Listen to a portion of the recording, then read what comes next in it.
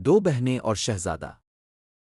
ایک بار کا ذکر ہے، ایک گاؤں میں دو بہنیں رہتی تھیں، نور اور نازیہ۔ ان کی ماں دنیا سے جا چکی تھی اور باپ زیادہ تر کام پر رہتا تھا۔ نور ہمیشہ دوسروں کی مدد کرتی، نیک باتیں کرتی اور محنت کرتی، جبکہ نازیہ ہمیشہ اپنی تعریف چاہتی اور دوسروں کو حقیر سمجھتی۔ ایک دن ان کے گاؤں میں اعلان ہوا، بادشاہ سلامت کا بیٹا شہزادہ الیان شادی کے لیے ایک نیک دل لڑکی کی تلاش میں ہے۔ جو لڑکی سب سے زیادہ سچو، نیک اور صابر ہوگی وہی رانی بنے گی۔ نور اور نازیہ دونوں شہر روانہ ہوئیں۔ راستے میں ایک زخمی بلی دکھائی دی۔ نور نے فوراً اسے پانی دیا، پتیوں سے پاؤں باندھا اور دلاسا دیا۔ نازیہ نے اسے نظر انداز کیا اور کہا، یہ کیا ہماری شان کے لائق ہے؟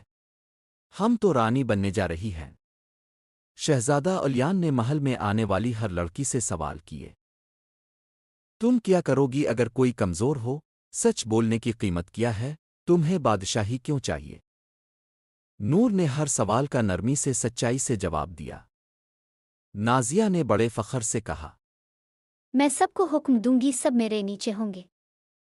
رانی زلیخا نے کہا، حسن کچھ وقت کے لیے ہوتا ہے، مگر دل کی خوبصورتی ہمیشہ رہتی ہے۔